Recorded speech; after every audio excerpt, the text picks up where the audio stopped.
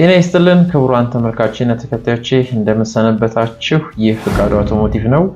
በዚህ ቻናላችን ላይ ስለተለያዩ ተሽከርካሪና አሽከርካሪ ጉዳዮች ላይ ለመንጃ ፍቃድ ተማሪዎች፣ ለአሽከርካሪዎች እንዲሁም ለአውቶሞቲቭ ተማሪዎች ግብአት ሊሆን የሚችል የተለያዩ ፕሮግራሞችን እያቀረብኩላችሁ እገኛለሁ። በዛሬው ፕሮግራማችን ተሽከርካሪን እንዴት ከቆምንበት ቦታ እናስነሳለን፣ ማርሽ እንዴት እንቀይራለን፣ ፍሪሲዮን ፔዳል እና የነዳጅ አጠቃቀም ወይ ደግሞ የመቆጣጠሪያ መሳሪያዎችን እንዴት እንጠቀማለን የሚሉትን ነገሮች እናያለን። እስከ መጨረሻው ድረስ አብራችሁን ቆዩ። ለዚህ ቻናል አዲስ ከሆናችሁ ሰብስክራይብ አድርጉ። ሐሳብ አስተያየት እንዲሁም ጥያቄ ሲኖር በኮሜንት ሴክሽን ላይ አስቀምጡልኝ። ይህ ስልጠና ለሁሉም እንዲደርስ ሼር እና ላይክ አድርጉ። እስከ መጨረሻው ድረስ ላይክ፣ ሰብስክራይብ እና ሼር እያደረጋችሁ አብራችሁን ቆዩ።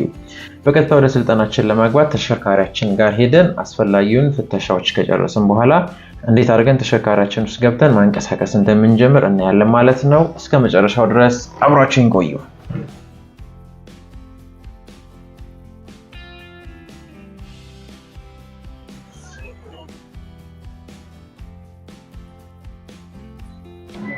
ክቡራን ተመልካቾችና ተከታዮቼ ተሽከርካሪያችንን ፈትሸን ከጨረስን በኋላ ከቆምንበት ለመነሳት የተለያዩ የምናስተካክላቸው ነገሮች ይኖራሉ።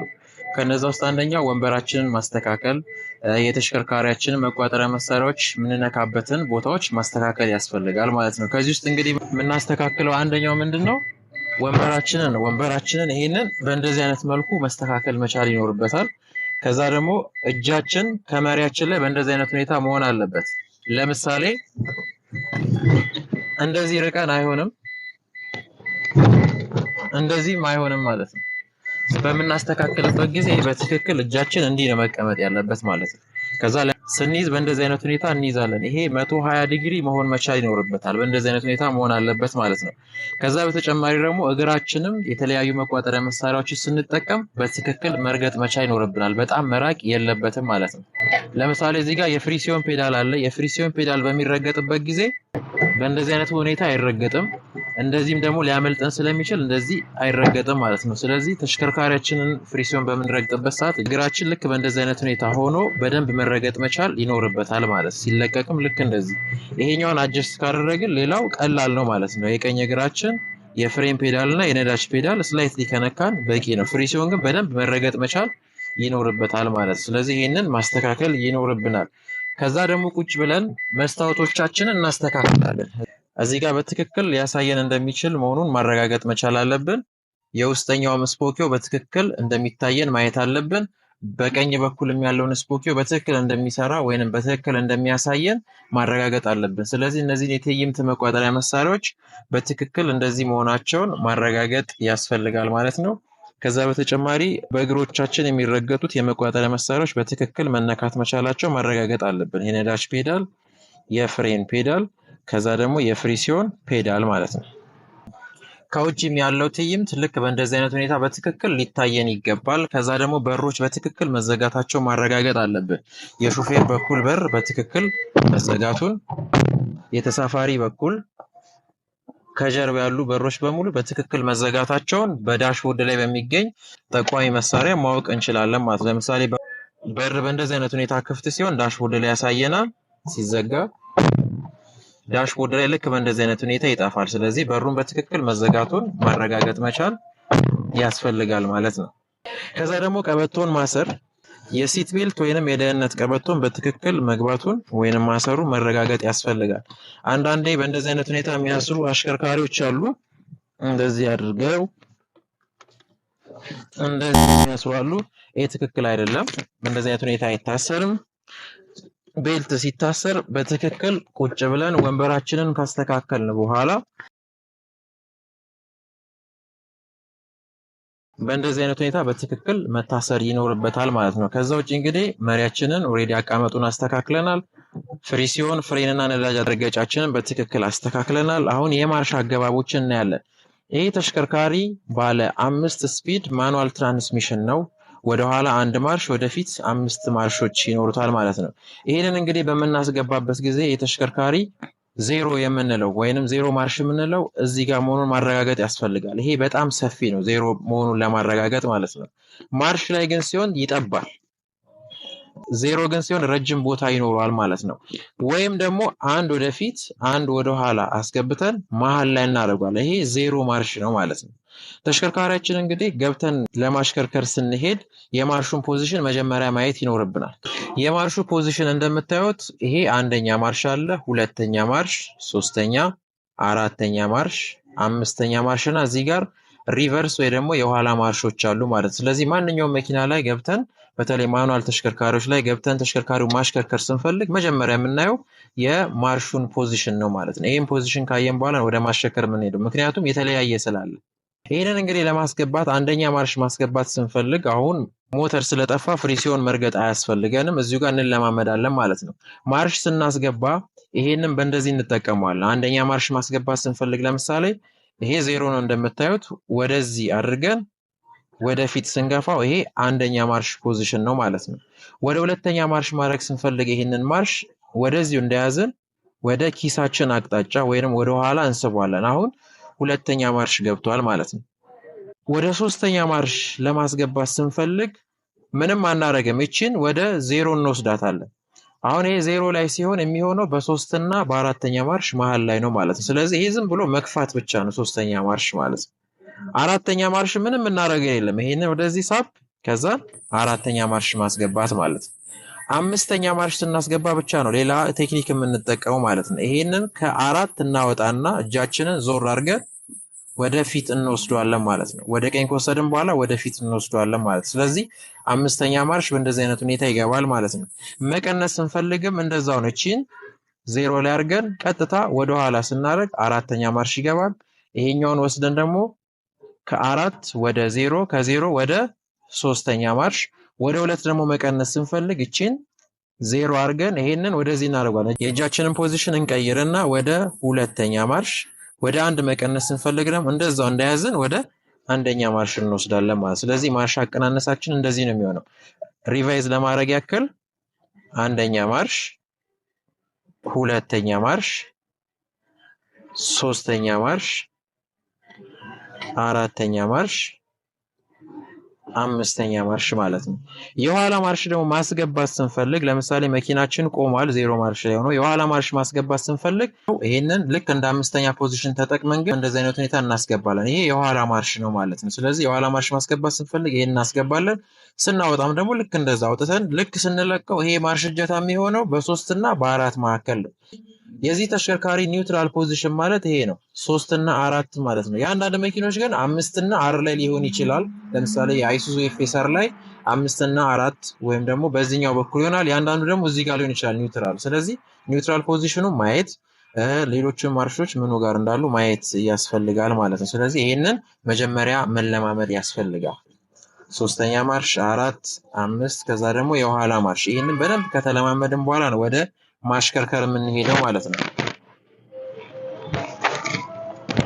አሁን እንግዲህ ወደ ሞተር ማስነሳት ልንሄድ ነው። ሞተር እንግዲህ በምናስነሳበት ጊዜ ይሄ ማርሻችንን ዜሮ መሆኑን እናረጋግጣለን። ዜሮ መሆኑን ካረጋገጠን በኋላ ሞተር ማስነሳት እንችላለን።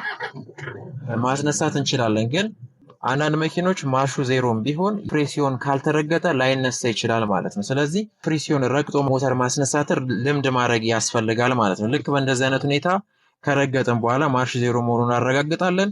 የእግር ፍሬን መያዝ አይጠበቅብንም። ኦሬዲ የእጅ ፍሬን ተይዞ ስላለ ማለት ነው። የእግር ፍሬን መርገጥ አይጠበቅብንም በዚህ ስለቆመ ተሽከርካሪ። ስለዚህ በግራ እግራችን ፍሪሲዮን ፔዳል ረግጠናል። ከዛ በኋላ የቁልፍ ፖዚሽኑን እንግዲህ 4ቱን ስቴፖች አልፈን ሞተር እናስነሳለን ማለት ነው። ይሄ ተሽከርካሪ የናፍጣ ተሽከርካሪ ስለሆነ ግሉ ፕለጓ በርታ መጥፋት መቻል ይኖርባታል ማለት ነው። አሁን በምስሉ ላይ እንደምትመለከቱት አንዴ በርቶ ጠፍቷል። ሁለተኛም ልክ እንደዚህ አይነት ሁኔታ በርቶ መጥፋት አለበት። ከዚህ በኋላ ቁልፋችንን ወደ ማስነሳት እንሄዳለን ማለት ነው። ስለዚህ አሁን ሞተራችን በእንደዚህ አይነት ሁኔታ አስነስተናል። ማርሻችን ዜሮ ስለሆነ የፍሪሲዮን ፔዳሉን ለቀን ትንሽ ደቂቃ እንዲሰራ እናደርጋለን። ይሄ ምንድነው? ሞተር እንዲሞቅ ማለት ነው። ሞተር መሞቅ ማለት ዘይት የሞተር ክፍሎቹ ላይ እስኪሰራጭ መጠበቅ ማለት ነው። ይሄንን ከጠበቅን በኋላ ነው ወደ ማሽከርከር የምንሄደው ማለት ነው። እንግዲህ ተሽከርካሪያችን አሁን ከሞቀ በኋላ ከቆምንበት ቦታ መነሳት ስንፈልግ በግራ እግራችን የፍሪሲዮን ፔዳል እስከ ጥግ ድረስ ይረገጣል ማለት ነው። ይህንን ፍሪሲዮን በግራ እግራችን በደንብ አድርገን እምቢ እስከሚለን ከረገጥን በኋላ ወደፊት ስለምንሄድ አንደኛ ማርሻችንን ልክ በእንደዚህ አይነት ሁኔታ እናስገባለን። ይሄንን ካስገባን በኋላ ፍሬቻችንን እናበራለን። ልክ እዚህ ጋር ፍሬቻችንን እንደምታዩት ከቆምንበት ስለምንነሳ የግራ ፍሬቻ እንጠቀማለን በእንደዚህ አይነት ሁኔታ። ከዛን ይሄንን የግራ ፍሬቻ ካበራን በኋላ እዚህ ጋር ደግሞ ስፖኪያችንን እናያለን። ስፖኪያችንን ስናይ በእንደዚህ አይነት ሁኔታ ነፃ መሆን አለበት። ድንገት ግን አስፓልት ላይ ሆኖ ተሽከርካሪዎች እየመጡ ቢሆን ኋላ የሚከተለን ተሽከርካሪ ከዚህ በዚህኛው በኩል ከሆነ ከቆምንበት ቦታ ተገቢ ምልክት ሰጥተን ማለፍ እንችላለን። እዚህ ጋር ግን ከሆነ መንቀሳቀስ መቻል የለብንም ማለት ነው። ስለዚህ ስፖኪያችንን በእንደዚህ አይነት ሁኔታ ካየን በኋላ ወደ መንቀሳቀስ እንሄዳለን ማለት ነው። መንቀሳቀስ እንግዲህ ስንፈልግ ማርሻችንን ካስገባን በኋላ የፍሪሲዮን ፔዳላችንን የተወሰነ መልቀቅ ስንጀምር ድምፁ መቀየር ይጀምራል ማለት ነው። በዚህ ጊዜ የእጅ ፍሬናችንን እናወርድና ተሽከርካሪያችንን ወደ ማንቀሳቀስ እንሄዳለን ማለት ነው። ከዚህ በኋላ እንግዲህ ምንም ፍሪሲዮን መርገጥ አይጠበቅብንም ተሽከርካሪው በሚንቀሳቀስበት ጊዜ ማለት ነው።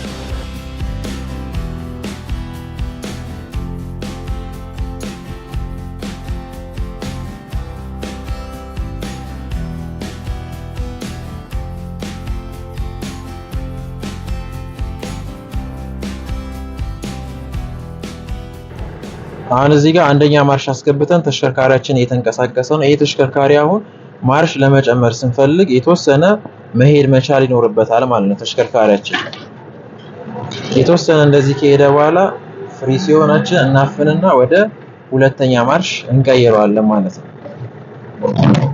እዚህ ጋር እንደምታዩት አሁን ይሄ ተሽከርካሪ በሁለተኛ ማርሽ እየሄደ ነው። ሁለተኛ ማርሽ ላይ ያለው ይህንን ማርሽ አሁን ወደ ሶስተኛ ማርሽ መቀየር ሲፈልግ ተሽከርካሪው የተወሰነ መንደርደር መቻል አለበት። የተወሰነ መሄድ መቻል ይኖርበታል።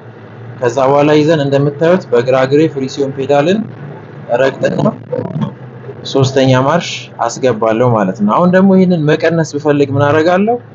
ሜዳማ ቦታ ላይ ስለሆነ በተወሰነ በፍሬን ካበረድኩኝ በኋላ እቺን ፍሪሲዮን አፍኜ ወደ ሁለተኛ ማርሽ ቀንሳለሁ። ሁለተኛ ማርሽም ልክ እንደዚህ እየሄደ ነው። አሁን በሁለተኛ ማርሽ ወደ አንድ መቀነስ ስፈልግ በፍሬን አሁንም በረድ አደረግና ፍሬን ለቀና ፍሪሲዮን አፍኜ ወደ አንደኛ ማርሽ እቀንስለታለሁ ማለት ነው። ስለዚህ በእንደዚህ አይነት ሁኔታ ማርሹን እንቀንሳለን እንጨምራለን ማለት ነው። መቆም ስፈልግ ምን አደርጋለሁ? ኤቢሲ ሚል ፖዚሽን እጠቀማለሁ። ኤ ማለት አክሰለሬሽንን መልቀቅ፣ ከዛ በኋላ ብሬክ፣ ቀጥሎ ደግሞ ክለችን ይዛለሁ ማለት ነው። ኤቢሲ ማለት ይሄ ነው። ወይም ደግሞ ቢቢሲ የሚባሉ ዘዴዎች አሉ። ቢቢሲ ማለት ብሬክ ቢፎር ክለች ማለት ነው። ካሁን ከዚህ ጋር መነሳት ብንፈልግ እጅ ፍሬናችን ተይዟል፣ ሞተራችን ተነስቷል። አሁን የምንፈልገው ማርሽ እናስገባለን። ከቆምንበት ለመነሳት አንደኛ ማርሽ እንጠቀማለን ማለት ነው። ሶስተኛ ማርሽ፣ አራተኛ ማርሽ ብንጠቀም ሞተራችን ይጠፋል። ለምሳሌ እንሞክረው እስቲ። ይሄ አሁን ሶስተኛ ማርሽ ነው። እናስነሳው እስቲ። ሞተር ጠፋ ማለት ነው። ስለዚህ በቀላል ማርሽ መኪና መነሳት የለበትም። መኪና ማስነሳት ስንፈልግ ምንጊዜም በከባድ ማርሽ ነው ማለት ነው። ስለዚህ ይሄንን ዜሮ እናደርጋለን። ሞተራችንን እናስነሳለን። ከዛን አንደኛ ማርሽ እናስገባለን። ፍሪሲዮን ትንሽ ከለቀቅን በኋላ በባዶ እንዳይሄድብን እጅ ፍሬናችን እናወርዳለን ማለት ነው። ከዛ አሁን እግሬን ከፍሪሲዮን ላይ አነሳለሁ። አሁን ይሄ ተሽከርካሪ በአንደኛ ማርሽ እየሄደ ነው። ወደ ሁለተኛ ማርሽ መቀየር ስንፈልግ የተወሰነ ድምፁ ሞቅ ማለት ያስፈልገው። ከዛን ፍሪሲዮኔን አፍናለሁ፣ ወደ ሁለተኛ ማርሽ ቀይርና እለቀዋለሁ ማለት ነው። ልክ በእንደዚህ አይነት ሁኔታ አሁን በሁለተኛ ማርሽ እየሄደ ነው። ከሁለተኛ ማርሽ ደግሞ ወደ ሶስተኛ ማርሽ ደግሞ መቀየር ስፈልግ ፍሪሲዮኔን አፍናለሁ፣ ሶስተኛ ማርሽ አስገባለሁ፣ እለቃለሁ ማለት ነው። ማቀዝቀዝ ደግሞ ስፈልግ ምን አደርጋለሁ? ቢቢሲ ብሬክ ቢፎር ክለች፣ በፍሬን አበርድና ሁለተኛ ማርሽ አስገባለታለሁ ማለት ነው። አሁን በሁለተኛ ማርሽ እየሄድን ነው። ይሄንን ሁለተኛ ማርሽ ደግሞ ወደ አንደኛ ማርሽ ደግሞ መቀየር ስፈልግ ነዳጅን እለቃለሁ። የፍሬን ፔዳሌን ልክ በእንደዚህ አይነት ሁኔታ ካበረድኩት በኋላ በደንብ መብረድ አለበት። ከበረደ በኋላ ወደ አንደኛ ማርሽ እከተዋለሁ ማለት ነው። ስለዚህ ይሄ ተሽከርካሪው በአንደኛ ማርሽ እየሄደ ነው። መቆም ብፈልግ አስቀድሜ ብሬክ ነው ወይም ደግሞ ፍሬን ነው ማለት ነው። በፍሬን ካበረድኩኝ በኋላ ነው ፍሪሲዮኔን ይዤ ማርሽ ዜሮ አድርጌ እቆማለሁ ልክ እንደዚህ። ከዛ የእጅ ፍሬኔ እሰባለሁ ማለት ነው። የእጅ ፍሬን ሲሳብ እንደዚህ አይሳብም። መሳብ ያለበት ልክ በእንደዚህ አይነት ሁኔታ ነው ማለት ነው። ከዛ ተሽከርካሪን ፍሬን ለቃለሁ፣ ፍሪሲዮን ለቃለሁ። እንደምታዩት ቁልቁለት ላይ ነው ያለው፣ በእጅ ፍሬን ብቻ ቆሟል ማለት ነው። ስለዚህ በእንደዚህ አይነት ሁኔታ ተሽከርካሪያችንን ከቆምንበት ቦታ እንነሳለን፣ ማርሽም እንጨምራለን ማለት ነው። እስቲ አንዴ እንድገም። ተሽከርካሪያችን ፍሪሲዮን እናፍናለን፣ አንደኛ ማርሽ እናስገባለን፣ ፍሬቻ እናበራለን። ከዛን ስፖኪያችንን እናያለን። ምንም ከሌለ እጅ ፍሬናችንን እናወርድና መንቀሳቀስ እንጀምራለን ማለት ነው። አሁን ይሄ ተሽከርካሪ በአንደኛ ማርሽ እየተንቀሳቀሰ ነው።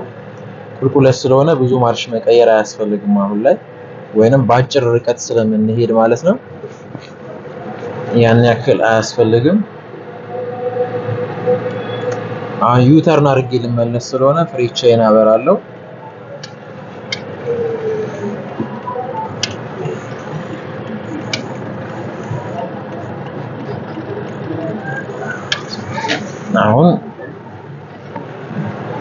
አሁን ነፃ መንገድ ላይ አግኝቻለሁ።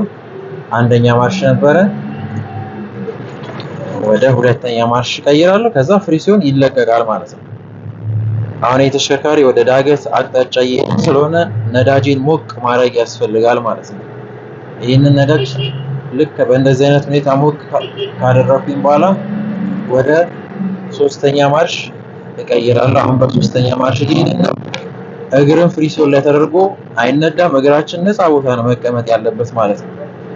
አሁን ይህንን መቀነስ ስፈልግ ዳገት ስለሆነ ፍሬንም ላልጠቀም እችላለሁ። ልክ ነዳጁን ስለቀው ራሱ እየቀነሰ ይሄዳል ማለት ነው።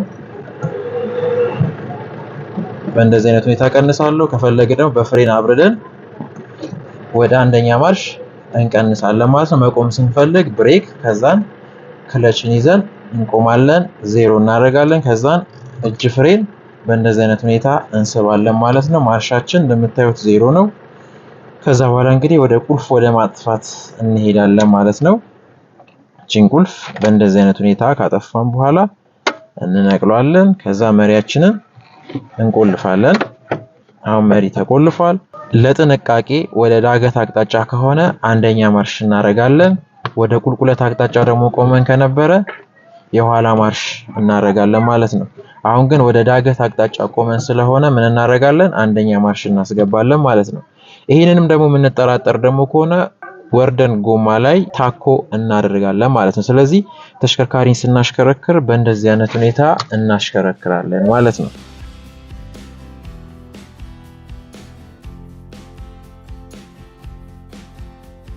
እንግዲህ በዛሬ ፕሮግራማችን እንዳያችሁት ተሽከርካሪን እንዴት አድርገን ማንቀሳቀስ እንደምንችል አይተናል ማለት ነው። ይህንን እንግዲህ በተደጋጋሚ ፕራክቲስ ማድረግ ነው ማለት ነው።